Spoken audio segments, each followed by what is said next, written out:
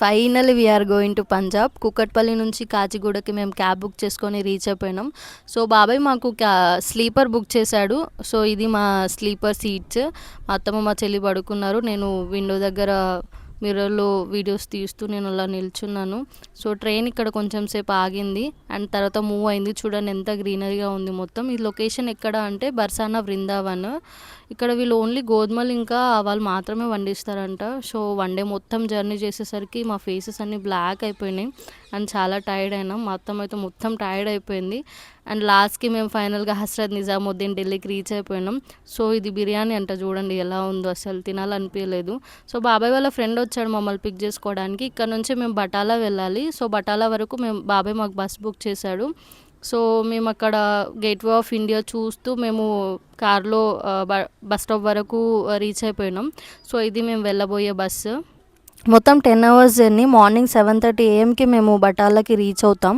So లోపల bus ఎలా ఉందో చూపిస్తాను రండి. ఇంతకుముందు నేను ట్రావెల్ చేశాను, బట్ ఈ బస్ కొంచెం డిఫరెంట్గా ఉంది. మా చెల్లి మా అత్తమ్మ ఫస్ట్ టైం కాబట్టి చూసి చాలా ఎగ్జైట్గా ఫీల్ అవుతున్నారు. సో మేము 2 స్లీపర్ ఇంకొకటి సీటర్ బుక్ చేసుకున్నాము. అండ్ నాకు బాగా టైర్డ్గా ఉందని చెప్పేసి నేను పడుకున్నా, మా అత్తమ్మ కూర్చుంది.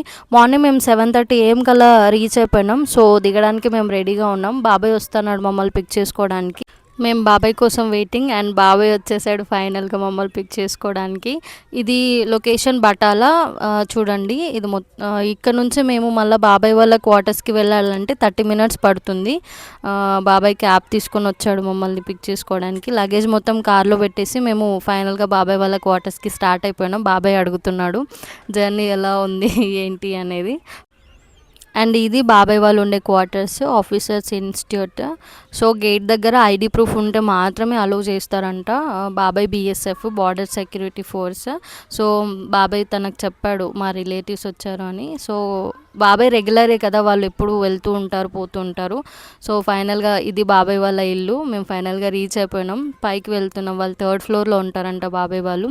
సో ఇది బాబాయ్ వాళ్ళ ఇల్లు. సో మా తమ్ముడు డోర్ ఓపెన్ చేశాడు, వీడే మా తమ్ముడు. అండ్ మా పిన్ని మా తమ్ముడు మాకు బొకేతో వెల్కమ్ చేశారు. సో చూడండి తిను మా పిన్ని అండ్ మా చెల్లి. అండ్ మమ్మల్ని మిట్టు కూడా వెల్కమ్ చేసింది. Thank you Mittu.